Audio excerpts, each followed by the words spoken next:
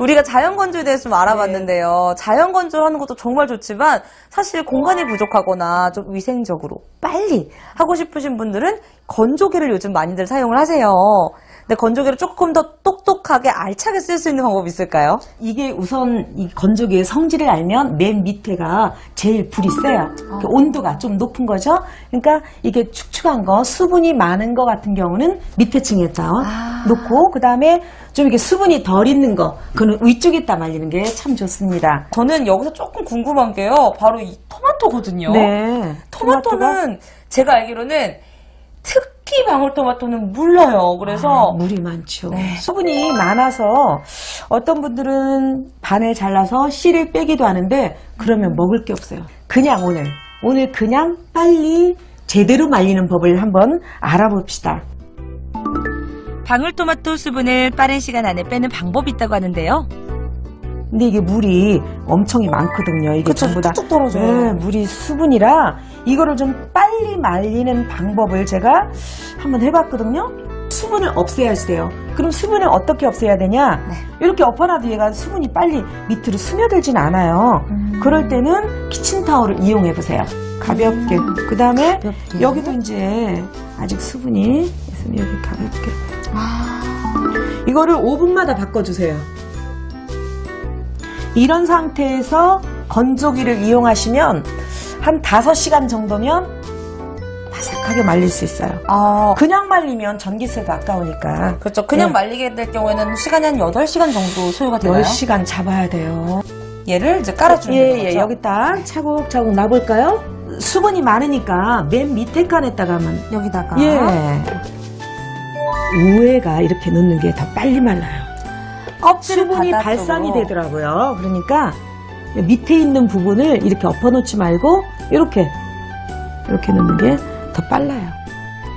시간도 아끼고 전기세도 아끼는 똑똑한 건조 방법이죠.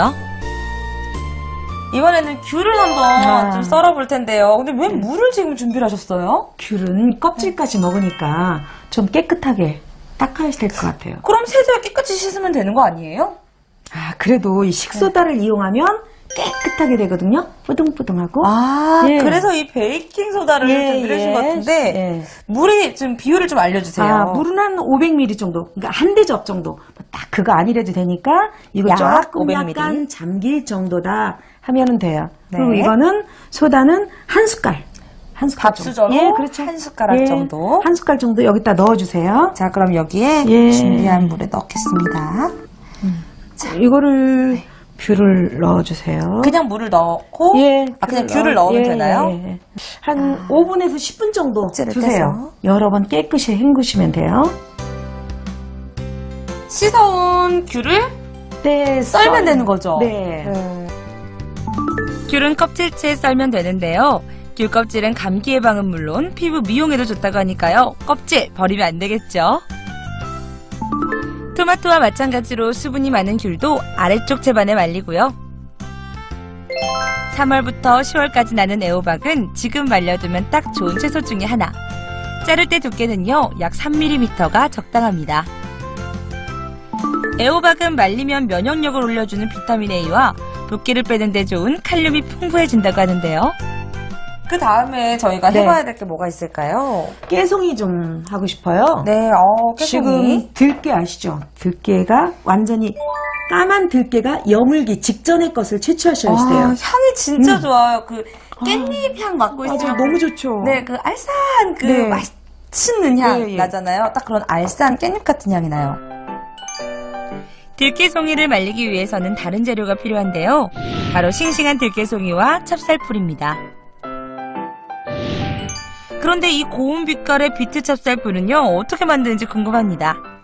자, 이걸 지금 준비를 해주셨는데 이 옆에 있는 게 저는 좀 궁금해요. 색이 참 예쁘죠? 네. 아니, 어쩜 색이 이렇게 고와요? 정말 예뻐요. 이게 뭐예요? 비트.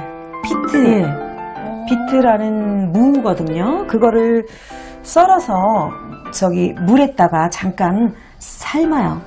삶으면 물이 우러나잖아요. 그걸로 찹쌀 넣어서 끓인 풀. 찹쌀과 물의 비율은 1:1로 맞추고요. 되직하게 끓여주는 것이 좋습니다. 묻혀볼까요? 그냥 이제 묻히면 돼요? 묻히면 돼요. 너무 좋다. 예, 그래서. 이렇게. 근데 이 풀을 이렇게 먹이는 이유가 네. 있는 거예요?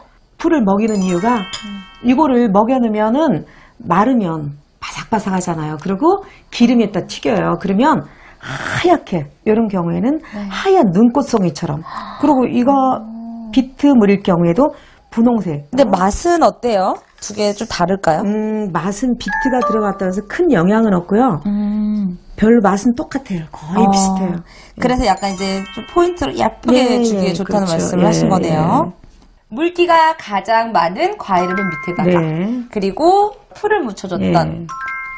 것을 위에다가 그다음에 금방 말릴 것 같은 거 애호박을 맨 위에다가 위에다 놔주고 그다음에 뚜껑을 닫아주면 되죠. 네, 됐습니다. 그러면은 온도가 관건일 것 같거든요. 네, 온도를 제품마다 좀 약간씩 차이는 있지만 70도까지 있으니까 보통 70도는 너무 세고 50도는 너무 낮아요. 너무 낮아서 시간이 오히려 굉장히 늘어나요. 그러니까 60도에서 65도가 저는 적당하더라고요.